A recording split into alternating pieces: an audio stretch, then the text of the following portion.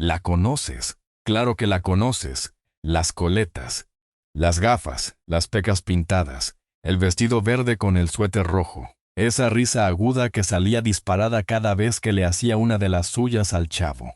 Creciste viéndola. Tu mamá la veía. Tu abuela también. La Chilindrina entró a tu casa sin tocar la puerta y se quedó décadas sentada en tu sala. ¿Recuerdas esa cara de pícara que ponía justo antes de armar el caos? La forma en que fingía llorar para salirse con la suya, y en 2 segundos ya estaba riéndose. La forma en que le sacaba el jugo a cada situación. Armar el caos. La conoces. Pero hay algo que nunca te contaron. Detrás de la actriz que interpretó ese personaje durante 40 años, había una mujer que aprendió desde muy chica que su dolor no le importaba a nadie. Que firmó contratos sin leerlos. Que vivió décadas sin saber exactamente cuánto dinero generaba su propio trabajo, y que cuando por fin se quedó sola, descubrió cosas sobre su matrimonio que llevaban años esperando que ella dejara de mirar para otro lado. Revisé más de 30 entrevistas, declaraciones y registros públicos de los últimos 40 años para juntar lo que nunca se contó en un solo lugar. Lo que vas a escuchar ahora va mucho más allá de la Chilindrina. Tiene que ver con lo que le costó a la mujer que la interpretó durante 40 años. Porque la mujer más querida de la televisión hispanohablante pasó 4 décadas perfeccionando una sonrisa. Y nadie preguntó qué había debajo.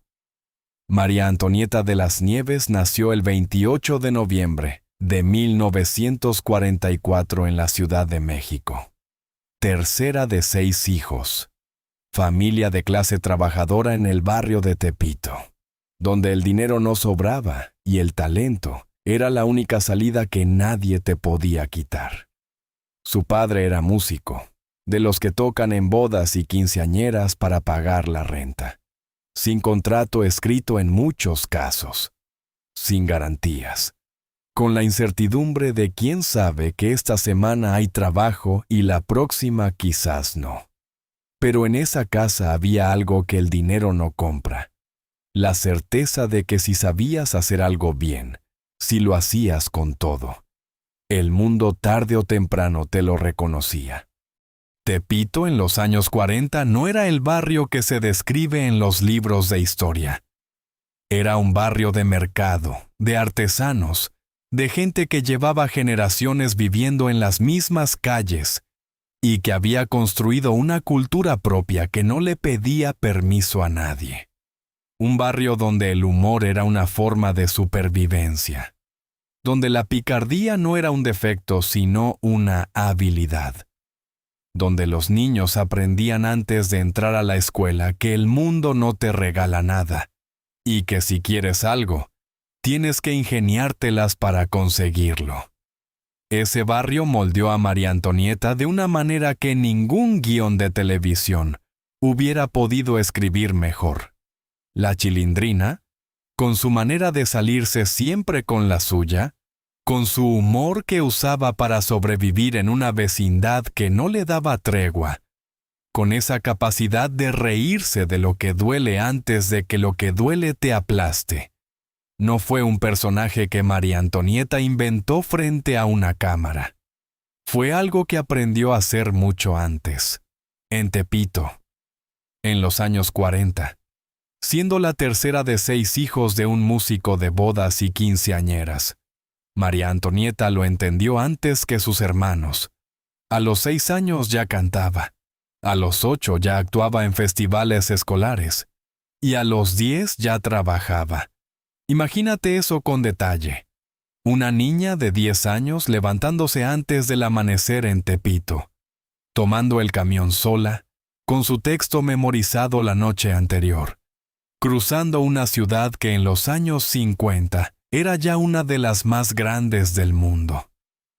Llegando a un foro de televisión donde los adultos la miraban como si fuera un accesorio del set, un elemento de producción más, algo útil mientras rindiera y reemplazable en cuanto dejara de rendir. aprendiendo su texto de memoria porque no había segunda oportunidad, aguantando las horas muertas entre toma y toma sin quejarse, sin pedir, sin hacer preguntas que no tocaba hacer. Volviendo a casa de noche con unos pesos en la bolsa que su familia necesitaba.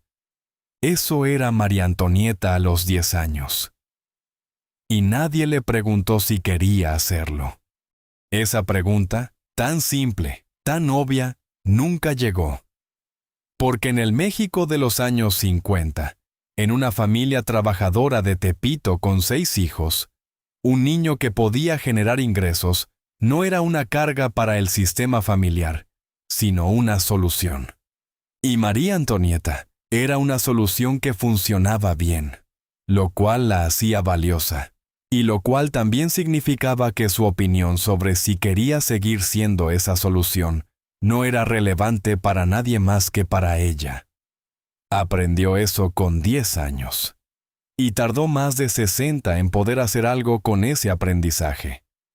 Su debut oficial en televisión fue en 1954, en los primeros años de Televisa en México. La industria del entretenimiento mexicana estaba en plena expansión y necesitaba rostros nuevos, frescos, que conectaran con las familias. Los niños actores eran baratos, obedientes y no negociaban contratos. María Antonieta encajaba perfecto. Pero hay algo que los libros de historia del espectáculo mexicano no suelen contar sobre esa época. Los niños que trabajaban en televisión en los años 50 no tenían protección legal de ningún tipo. Sus padres firmaban por ellos. Sus padres cobraban por ellos. Y si el padre decidía que el dinero se gastaba en otra cosa, el niño no tenía nada que decir. Ese detalle importa mucho. Porque María Antonieta creció en un sistema donde otras personas decidían sobre su trabajo, su imagen y su dinero. Y ese patrón no desapareció cuando cumplió 18 años. Simplemente cambió de manos. Pero antes de llegar a eso, hay algo que pasó en esos años de infancia que explica casi todo lo que vino después. Y tiene que ver con lo que aprendió sobre el dolor. En una entrevista que dio en 2019, María Antonieta recordó algo de su madre que se le quedó grabado para siempre. Su madre le decía que una mujer que llora en público pierde, que las lágrimas son para la almohada, que afuera, pase lo que pase, se sonríe. Lo decía sin maldad. Era la única manera que conocía de proteger a su hija. Su madre había aprendido eso de la suya, y su abuela de la de ella. Una cadena de mujeres mexicanas que aprendieron a guardar el dolor en un cajón y seguir caminando porque no había de otra. María Antonieta lo interiorizó tan bien que con el tiempo dejó de ser una lección y se convirtió en su forma de existir. Sonreír aunque duela. Reír aunque por dentro algo se esté rompiendo. ¿Te suena familiar? Debería. Porque eso es exactamente lo que hizo durante 40 años frente a las cámaras. Y también, según lo que ella misma dejó escapar en varias entrevistas, lo que hizo durante 40 años en casa. A los 16 años ya tenía una carrera consolidada en televisión mexicana. Había trabajado en radionovelas, en programas de variedades, en pequeños papeles en series. Tenía presencia, tenía carisma y tenía algo que muy pocos actores consiguen técnicamente: la capacidad de hacer reír y emocionar al mismo tiempo. Eso la hacía valiosa. Y en la industria del entretenimiento, cuando algo es valioso, siempre aparece alguien que quiere administrarlo. Era 1960. María Antonieta tenía 16 años y estaba en un foro de televisión en la Ciudad de México cuando conoció a un hombre que tenía 28. Se llamaba Gabriel Fernández. Era productor, o al menos eso decía. Lo que era con certeza era alguien que sabía hablar, sabía escuchar y sabía exactamente qué decirle a una chica joven con talento y sin nadie que la guiara. Le dijo que tenía un futuro enorme. Le dijo que él podía ayudarla a llegar ahí. Le dijo que la quería. Y María Antonieta, que había crecido aprendiendo que el dolor se guarda y la sonrisa se muestra, que había pasado su infancia en un sistema donde otros decidían por ella, que nunca había tenido a nadie que le dijera específicamente a ella que valía la pena. Le creyó. Se casaron. Y durante los primeros años todo pareció confirmar que Gabriel tenía razón. El futuro de María Antonieta era enorme. Pero lo que nadie vio entonces, lo que ni ella misma vio, es que ese futuro iba a construirse sobre una estructura muy particular. Una estructura donde él controlaba casi todo. Y eso nos lleva directamente a 1971. Al año en que un escritor y actor llamado Roberto Gómez Bolaños llegó con una idea para una serie de televisión. Una serie que iba a cambiar la historia del entretenimiento en español para siempre. Y al personaje que María Antonieta iba a interpretar en ella. Un personaje que, con el tiempo, se iba a comer a la persona. 1971. Ciudad de México. Roberto Gómez Bolaños. Llevaba años buscando el formato. Había escrito sketches, había probado personajes, había fracasado varias veces antes de llegar a la idea que lo cambiaría todo. Una vecindad pobre, un grupo de niños, un humor que no necesitaba traducción porque hablaba de algo universal. La pobreza con dignidad, la amistad sin recursos, la risa como única defensa contra un mundo que no te da lo que necesitas. El Chavo del Ocho. María Antonieta tenía 27 años cuando le ofrecieron el papel de La Chilindrina. Una niña pícara, manipuladora, con trenzas y vestido de lunares que vivía en la vecindad y le hacía la vida imposible a todo el mundo. Técnicamente era un papel secundario. Pero desde el primer episodio quedó claro que había algo en ese personaje que conectaba de una manera que nadie había calculado.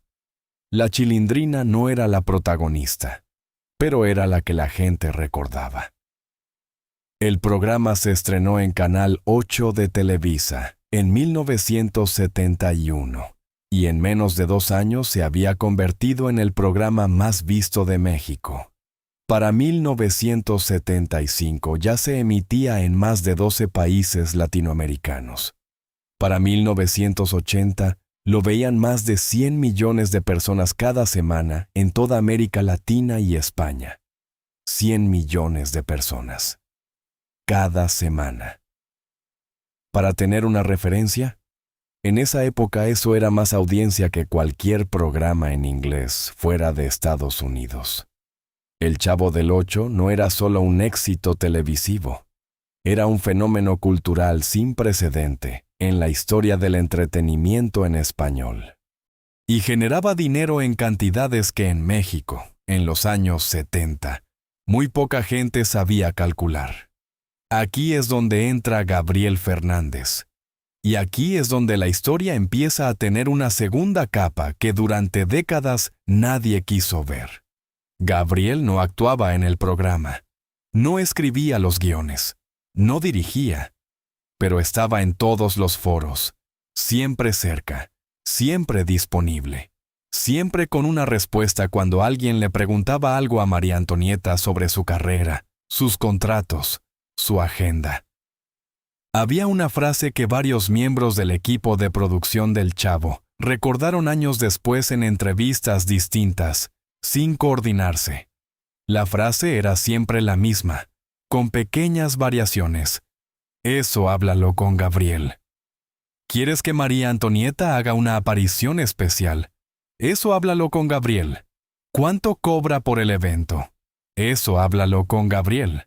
¿Puede firmar esto? Eso háblalo con Gabriel. En algún momento entre 1900 71 y 1975, Gabriel Fernández se había convertido en el filtro obligatorio entre María Antonieta y el mundo. Y lo había hecho de una manera tan gradual, tan natural, que cuando alguien intentaba hablar directamente con ella, ya era raro, ya era la excepción. En México, hasta bien entrada la década de los 80, era completamente legal y común que el cónyuge administrara los ingresos del otro, sin necesidad de rendir cuentas formales. No había regulación específica para artistas. No había contratos estándar que protegieran los derechos de imagen a largo plazo. Y en la industria televisiva mexicana de esa época, las negociaciones se hacían de palabra, con apretones de mano, en reuniones donde las mujeres rara vez estaban presentes. Gabriel Fernández entendió ese sistema mejor que nadie, y lo usó. María Antonieta lo dijo ella misma, aunque sin usar esas palabras exactas, en una entrevista de 2018. Dijo que durante muchos años de su matrimonio, ella no se metía en los temas del dinero, que confiaba en que Gabriel lo manejaba todo, que había épocas en que ella no sabía exactamente cuánto cobraba por sus apariciones porque eso lo veía él. Lo dijo con una sonrisa, con esa sonrisa, la misma que aprendió de su madre, la que significa que hay algo guardado en un cajón que no se va a abrir aquí, pero hay números que sí son públicos y que permiten dimensionar de qué estamos hablando. En su momento de mayor audiencia, entre 1975 y 1980, El Chavo del Ocho era el programa más vendido de Televisa en el extranjero. Los derechos de emisión en distintos países generaban ingresos que los propios ejecutivos de Televisa describieron años después como extraordinarios para la época. Los actores principales del programa tenían contratos individuales con la productora, pero las condiciones exactas de esos contratos nunca fueron públicas. Lo que sí se sabe es esto. Cuando el programa terminó en 1992, varios actores que habían sido parte del elenco durante décadas declararon públicamente que no habían recibido regalías por la emisión internacional, que habían cobrado por episodio, y que cuando los episodios dejaron de producirse, los ingresos se detuvieron, aunque los episodios siguieran emitiéndose en todo el mundo durante décadas más. María Antonieta nunca habló de cifras específicas, Gabriel tampoco. Pero hay una pregunta que queda flotando y que en el próximo capítulo vamos a intentar responder. ¿Cuánto sabía ella realmente sobre lo que generaba su trabajo? ¿Y cuánto de lo que no sabía era ignorancia? ¿Y cuánto era algo que alguien prefería que no supiera? Porque hay un momento concreto, a finales de los años 80, en que la relación entre María Antonieta y Roberto Gómez Bolaños empieza a enfriarse. La versión oficial habla de diferencias creativas, de cansancio natural después de 20 años juntos. Pero las personas que estuvieron cerca del set en esa época recuerdan otra cosa. Recuerdan que el problema no era entre María Antonieta y Chespirito, era entre Chespirito y Gabriel. Roberto Gómez Bolaños era un hombre que controlaba su obra con una precisión casi obsesiva. Escribía todos los guiones. Supervisaba la producción. Decidía los ritmos, los personajes, los giros. Era su mundo y él lo sabía. Tener a Gabriel Fernández operando como intermediario permanente en su propio set era algo que con el tiempo se volvió insostenible. Dos hombres que querían controlar el mismo espacio. Dos formas de entender quién mandaba. Y en medio, sin que nadie le preguntara, María Antonieta. El programa se canceló en 1992. Oficialmente por decisión creativa de Chespirito. Pero hay algo que no cuadra en esa versión. Y ese algo lo vamos a ver en detalle ahora. Porque cuando el Chavo del Ocho desapareció de la pantalla, María Antonieta perdió el personaje que la había definido durante 20 años. Perdió la estructura que organizaba su vida profesional. Y se quedó sola en una casa con un hombre que durante 2 décadas había tomado decisiones por ella. Lo que pasó dentro de esa casa en los años siguientes es lo que sus propios hijos tardaron décadas en poder contar. Y es exactamente hacia donde vamos ahora. Hay una foto que María Antonieta publicó muchas veces a lo largo de los años. Ella, Gabriel, sus 2 hijos, todos sonriendo. Fondo de jardín, ropa de domingo, la imagen exacta de lo que una familia mexicana de clase media alta debía parecer en los años 80. La publicaba con orgullo. La usaba en entrevistas cuando le preguntaban por su vida personal. Era su respuesta visual a cualquier pregunta incómoda. Pero las fotos no tienen audio. Y lo que pasaba fuera del encuadre es lo que nadie vio durante décadas. María Antonieta y Gabriel tuvieron 2 hijos. Gabriela, nacida en 1966, y Cristian, nacido en 1971, el mismo año que arrancó El Chavo. 2 niños que crecieron viendo a su madre convertirse en el personaje más querido de la televisión hispanohablante. Que crecieron viendo a su padre siempre cerca, siempre presente, siempre con una opinión sobre todo. Y que crecieron aprendiendo, como su madre antes que ellos, que ciertas cosas no se dicen en voz alta. En 2014, 2 años antes de la muerte de Gabriel, Gabriela Fernández dio una entrevista que pasó relativamente desapercibida en su momento, pero que al releerla, hoy tiene un peso distinto. Habló de su infancia con cuidado, con las palabras medidas de alguien que ha ensayado muchas veces lo que puede decir y lo que no. Pero hubo un momento en que dijo algo que no estaba ensayado. Dijo que de niña había épocas en que su madre lloraba sola en el cuarto, que cuando le preguntaba qué pasaba, su madre le decía que no era nada, que estaba cansada. Gabriela tenía 7 años la primera vez que vio eso, y dijo que nunca le creyó que fuera cansancio. Eso por sí solo podría ser cualquier cosa. El agotamiento real de una mujer que trabajaba sin parar, que grababa 5 días a la semana, que viajaba constantemente para promocionar el programa en toda América Latina. Podría ser eso. Pero hay más. A lo largo de los años 90, después de la cancelación del Chavo, María Antonieta intentó relanzar su carrera varias veces. Proyectos nuevos, apariciones especiales, una serie propia que nunca terminó de despegar. En todas las entrevistas de esa época, hay un patrón que se repite. Le preguntaban por sus proyectos y ella miraba a Gabriel antes de responder. Un segundo. A veces menos.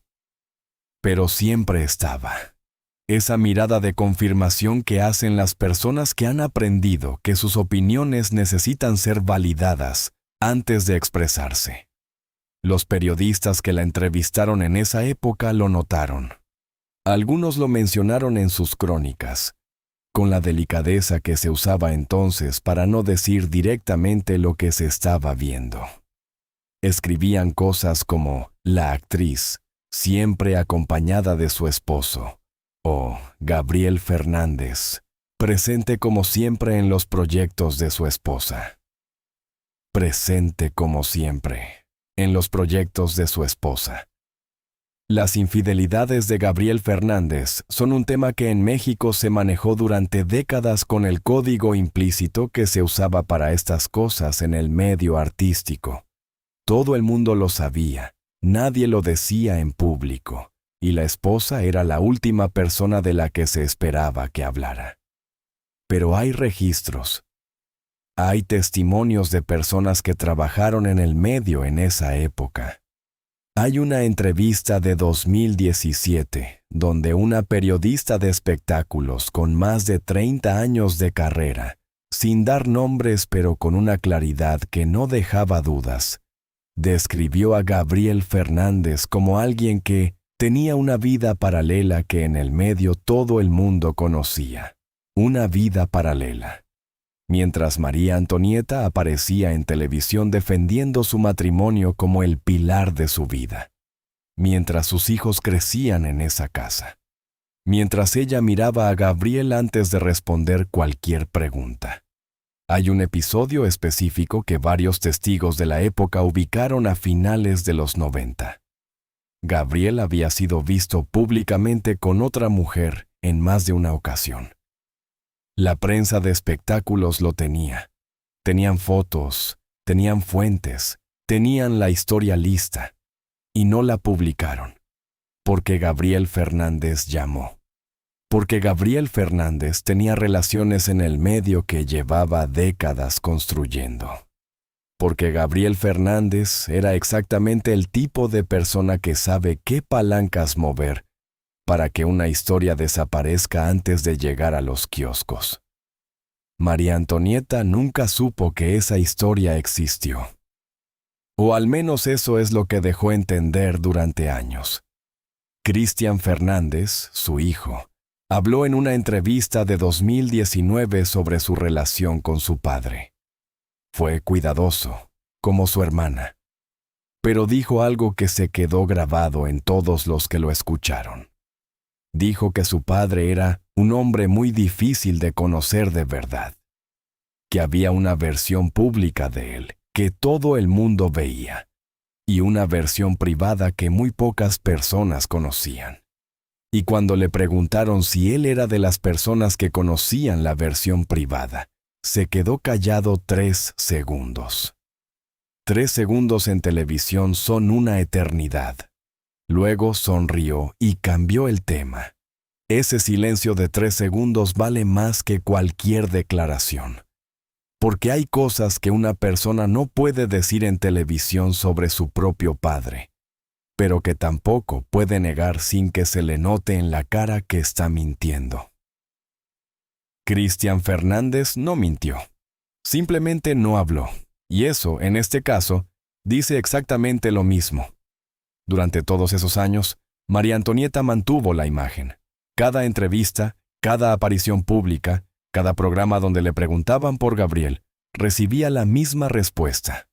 Era su compañero de vida, su apoyo incondicional, el hombre que la había acompañado en todo.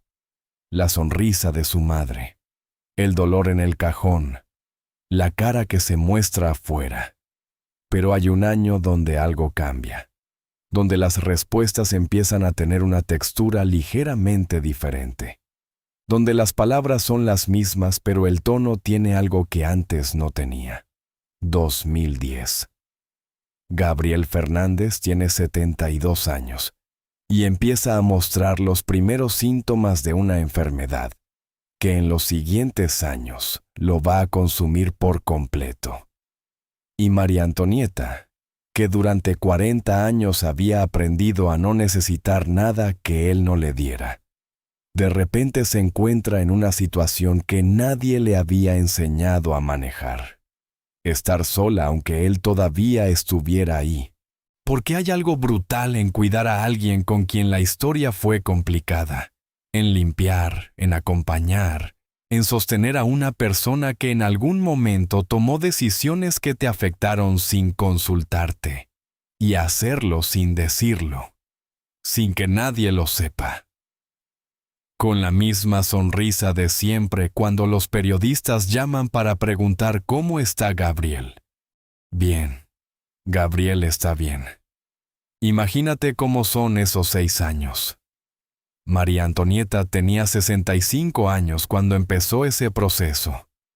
Una mujer que llevaba más de 5 décadas trabajando, que había criado a sus hijos, que había mantenido una carrera y una imagen pública y un matrimonio visible, entrando en la etapa más silenciosa y más exigente de todo lo que había vivido.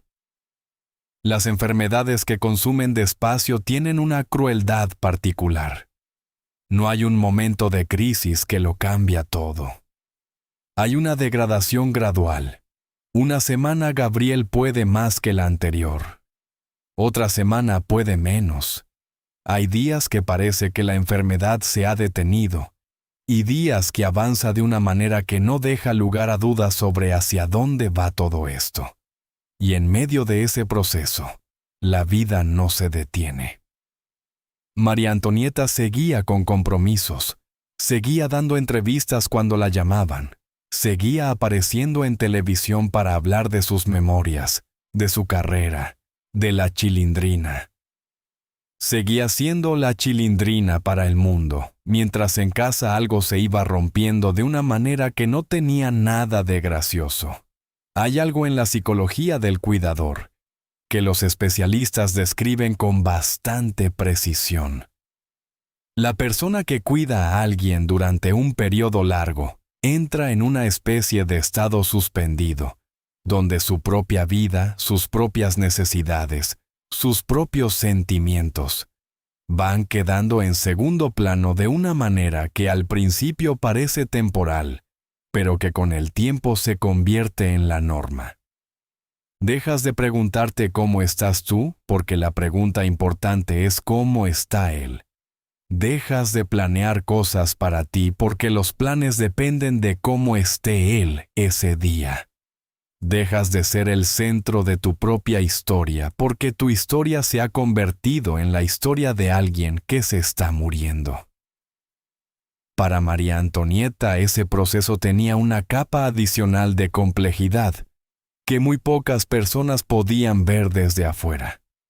Estaba cuidando a un hombre con quien la historia había sido difícil, con quien había cosas sin decir, que llevaban décadas sin decirse, con quien existían silencios que los dos habían aprendido a habitar como si fueran normales.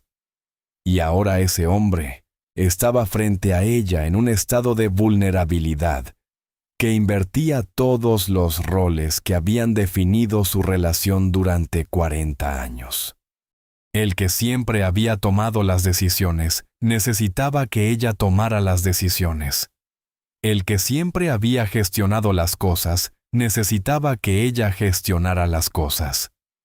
Hay algo en esa inversión que es simultáneamente liberador y devastador. Liberador, porque por fin el control está en tus manos. Devastador, porque llegó de esta manera, en estas condiciones, cuando ya hay muy poco que hacer con él. María Antonieta no habló de esto en esos términos, pero lo describió a su manera, en fragmentos de entrevistas de esa época donde alguien que escucha con atención puede rastrear el peso de lo que estaba cargando. Dijo que fue una época de mucho aprendizaje. Dijo que aprendió cosas de sí misma que no sabía. Dijo que cuidar a alguien te pone frente a preguntas que no tenías planeado hacerte. 6 años de esas preguntas. 6 años de noches donde el silencio de la casa tiene un peso que de día se puede ignorar pero de noche no. 6 años de ver a alguien que fue una figura enorme en tu vida, reducirse a algo más pequeño, más frágil, más humano de lo que jamás habías visto. Y al final de esos 6 años, María Antonieta cuidó a Gabriel hasta el último día. Eso también dice algo sobre quién era ella, porque nadie la obligaba a hacerlo. Tenía hijos adultos, tenía recursos, tenía alternativas, y eligió estar ahí, con todo lo que había habido entre los dos, con todos los cajones cerrados, con toda la historia que ninguno de los dos había abierto del todo. Eligió estar ahí. Gabriel Fernández murió el 11 de julio de 2016. Tenía 78 años. Ciudad de México. María Antonieta estaba con él, y cuando él murió, ella salió a dar entrevistas hablando de lo mucho que lo amaba. Pero hay algo que dijo en esas entrevistas que no encajaba con el resto. Una frase suelta, casi accidental, que pasó desapercibida para casi todos los que la escucharon. Casi todos. Esa frase es la llave de todo lo que viene ahora. Y es exactamente hacia donde vamos en el siguiente capítulo. Gabriel Fernández murió el 11 de julio de 2016. 78 años. Enfermedad cardiovascular, Ciudad de México. María Antonieta estaba con él. Llevaba 6 años siendo su cuidadora principal. 6 años de médicos, de medicamentos, de noches sin dormir, de un hombre que se iba apagando despacio mientras ella seguía apareciendo en televisión con la misma sonrisa de siempre cuando le preguntaban cómo estaba. Bien. Todo bien. Gabriel está bien, hasta que no estuvo bien. Los días después de la muerte de Gabriel fueron extraños para quienes los observaron de cerca. María Antonieta organizó el funeral con una eficiencia que varios describieron como sorprendente. No en el sentido frío, en el sentido de alguien que llevaba tiempo, consciente o inconscientemente, preparándose para ese momento. Recibió condolencias, agradeció.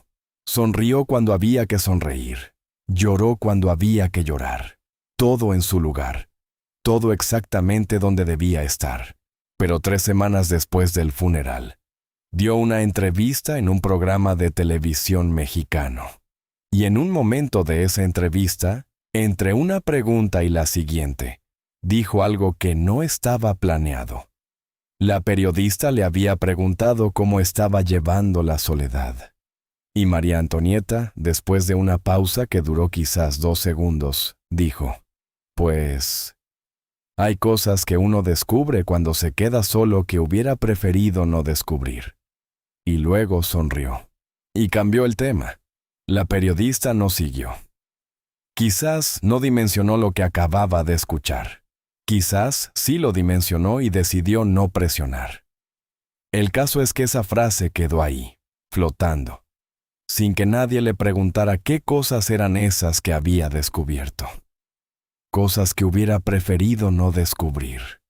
Después de 40 años de matrimonio. Después de 6 años cuidando a ese hombre. Después de toda una vida defendiéndolo en público. ¿Qué se descubre en ese momento que duele más que el duelo? Hay un patrón documentado en mujeres que han vivido matrimonios con dinámicas de control económico. Psicólogos especializados en este tipo de relaciones describen un fenómeno específico que ocurre después de la muerte del cónyuge controlador. La mujer accede por primera vez a información financiera, a documentos, a cuentas, a contratos que durante décadas estuvieron fuera de su alcance. Y lo que encuentra en esos documentos redefine retroactivamente toda su historia. El dinero era solo la superficie. Debajo estaba la evidencia material de cuánto no sabía, de cuántas decisiones se tomaron sin ella, de cuántas veces alguien firmó en su nombre o administró lo que era suyo sin que ella tuviera acceso real a los números. María Antonieta nunca describió ese proceso en términos técnicos, pero lo describió, a su manera, con sus palabras, en fragmentos dispersos en entrevistas distintas que al juntarlos forman una imagen muy clara. En 2017, un año después de la muerte de Gabriel, dio una entrevista a una revista mexicana donde habló de sus finanzas por primera vez con una honestidad que sorprendió a todos los que la conocían. Dijo que había tenido que aprender a manejar sus propios asuntos después de la muerte de su marido, que había cosas del manejo cotidiano que ella no había llevado nunca. Tenía 72 años. 72 años aprendiendo a manejar sus propios asuntos. Una mujer que durante 50 años había sido una de las figuras más reconocidas del entretenimiento en español. Que había generado ingresos durante décadas. Que había trabajado sin parar desde los 10 años. Aprendiendo a manejar sus propios asuntos a los 72. Eso por sí solo ya dice mucho. Pero hay algo más, algo que tiene que ver con sus hijos y con lo que pasó en los meses siguientes a la muerte de Gabriel. Porque la dinámica que se instaló en esa familia durante 4 décadas no desapareció cuando él murió. En algunos sentidos, se hizo más visible. Gabriela y Cristian Fernández habían crecido en una casa donde su padre era el eje de todo, donde las decisiones pasaban por él, donde la presencia de su madre era enorme emocionalmente, pero su autoridad real, la autoridad sobre las cosas concretas, estaba siempre mediada por Gabriel. Cuando Gabriel desapareció, esa estructura se cayó. Y lo que quedó debajo era una madre y 2 hijos adultos, que en muchos sentidos no sabían bien cómo relacionarse sin el intermediario que siempre había estado ahí. Gabriela habló de esto en 2018 con una claridad que fue valiente. Dijo que después de la muerte de su padre había tenido que reconstruir su relación con su madre, que había cosas que nunca habían podido hablar mientras él vivía, que su muerte, aunque dolorosa, había abierto espacios que antes estaban cerrados, en una familia, cerrados por un hombre que ya no estaba. Hay una palabra para describir este tipo de dinámica familiar y es triangulación. Ocurre cuando una figura central en una familia, consciente o inconscientemente, gestiona todas las relaciones entre los demás miembros, de manera que nada ocurra directamente sin pasar por ella. Las conversaciones difíciles no ocurren, los conflictos no se resuelven. Todo se desvía hacia el centro y el centro decide qué se habla y qué no. Cuando ese centro desaparece, la familia tiene que aprender a comunicarse de una manera que nunca practicó. Es un proceso largo, doloroso, y a veces no funciona. En el caso de María Antonieta y sus hijos, funcionó. Pero llevó tiempo y costó conversaciones que durante 40 años habían estado prohibidas sin que nadie lo dijera explícitamente. Y aquí llegamos al mega payoff, a la pregunta que lleva todo el documental esperando ser respondida. ¿Por qué María Antonieta siguió defendiendo a Gabriel después de su muerte? ¿Por qué una mujer inteligente, con toda la evidencia acumulada de décadas, siguió hablando de él como el amor de su vida? La respuesta fácil es que lo amaba, y probablemente es verdad. Esas 2 cosas no se cancelan entre sí. Puedes amar a alguien que te controló. Puedes extrañar a alguien que te quitó cosas. El corazón humano no funciona con lógica binaria, pero hay una respuesta más profunda. Una que María Antonieta dejó escapar sin querer en una entrevista de 2020, que casi nadie conectó con todo lo demás. Le preguntaron si había algo que le hubiera dicho a Gabriel, si hubiera tenido la oportunidad. Y ella dijo, le hubiera dicho que me dejara conocerme más. Que me dejara conocerme más. Detente un momento en esa frase.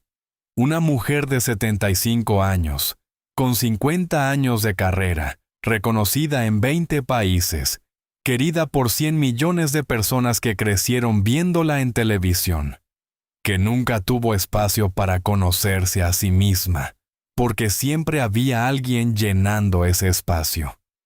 Primero una industria que la puso a trabajar a los 10 años. Luego, un hombre que llegó a los 16 diciéndole que él sabía lo que era mejor para ella. Luego un personaje que durante 40 años fue más famoso que ella, y al que el mundo entero la redujo. La Chilindrina. Siempre, la Chilindrina. María Antonieta quedaba detrás, invisible. Pero hay algo que nadie que cuente esta historia de manera superficial menciona. Algo que ocurrió después de la muerte de Gabriel, que cambia el tono de todo lo anterior. Porque si esta fuera solo una historia de control y dolor, terminaría aquí, No termina aquí, porque María Antonieta de las Nieves, a los 70 y tantos años, hizo algo que muy pocas personas hacen a esa edad. Decidió empezar, y lo que construyó desde ese momento es lo que vamos a ver ahora. Y es, sin ninguna duda, la parte más impactante de toda esta historia. Hay un momento en la vida de ciertas personas donde el dolor acumulado podría ir en dos direcciones. Hacia adentro. Hacia el silencio, el resentimiento, la historia que se repite sin que nadie la interrumpa. O hacia afuera. Hacia algo que antes no existía y que solo puede construirse cuando ya no hay nadie diciéndote cómo debe verse. María Antonieta eligió la segunda. Pero no de golpe. No con un discurso, ni con una declaración pública, ni con una entrevista donde anunciara que empezaba una nueva etapa. Eso hubiera sido el viejo patrón. La imagen primero, la realidad después. Lo hizo despacio, en silencio, sin que casi nadie lo notara al principio. 2017, un año después de la muerte de Gabriel. María Antonieta empieza a aparecer en entrevistas con algo diferente en la cara, algo diferente a la sonrisa de siempre, más difícil de describir. Algo que las personas que llevan mucho tiempo guardando cosas tienen cuando por fin dejan de guardarlas. Una especie de alivio que da un poco de miedo. Empieza a decir cosas que antes no decía. Pequeñas cosas. Que le gustaba tomar café sola por las mañanas, que había redecorado su cuarto a su gusto, por fin, que había aprendido a usar el banco sola y que al principio le había dado vergüenza no saber, pero que ya no le daba vergüenza nada. Que ya no le daba vergüenza nada. Hay investigaciones sobre lo que los psicólogos llaman identidad diferida, que ocurre cuando una persona ha construido su sentido de sí misma casi exclusivamente en función de otra. Cuando esa otra persona desaparece, el proceso de reconstrucción puede ser devastador.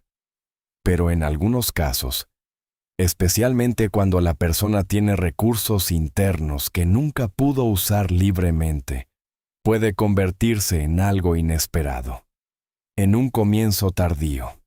María Antonieta tenía 72 años, tenía 50 años de carrera, tenía el reconocimiento de generaciones enteras de hispanohablantes.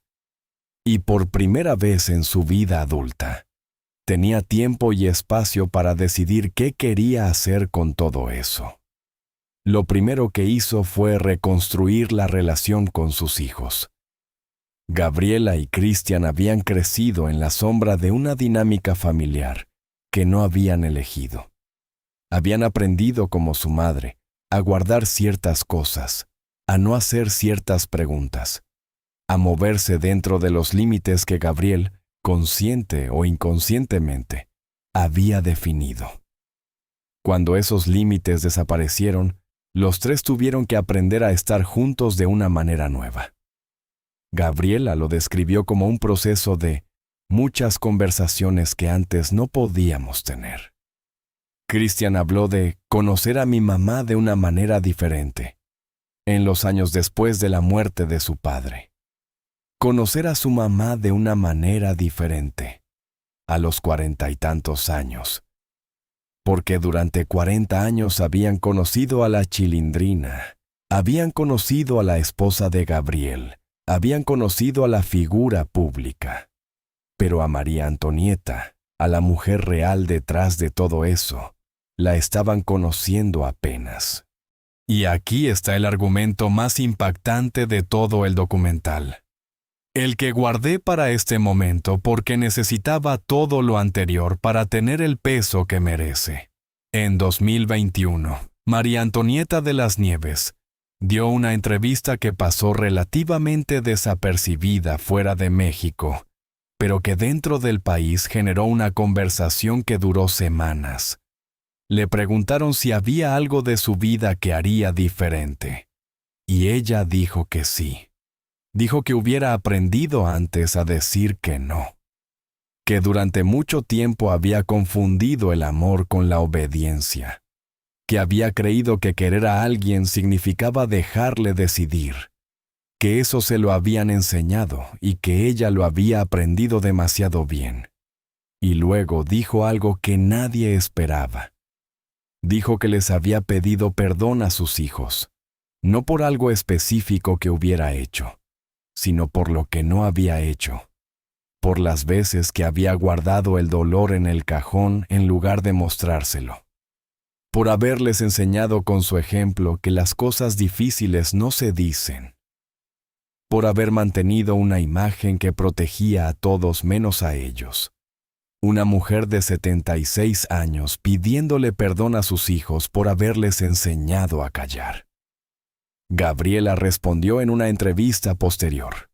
Dijo que cuando su madre le pidió perdón, ella no supo qué hacer al principio, que se quedó callada, que luego lloró, y que luego le dijo algo que llevaba décadas sin poder decirle, que la admiraba, a ella, a la mujer real, no al personaje, a la que había cargado todo sin que nadie lo viera, a la mujer que había cargado todo ese peso durante 40 años y había seguido de pie, que había aprendido a los 72 años a manejar su propio dinero, a vivir sola, a conocerse, que había tenido el valor, tardío pero real, de abrir el cajón donde guardaba todo y mirarlo de frente.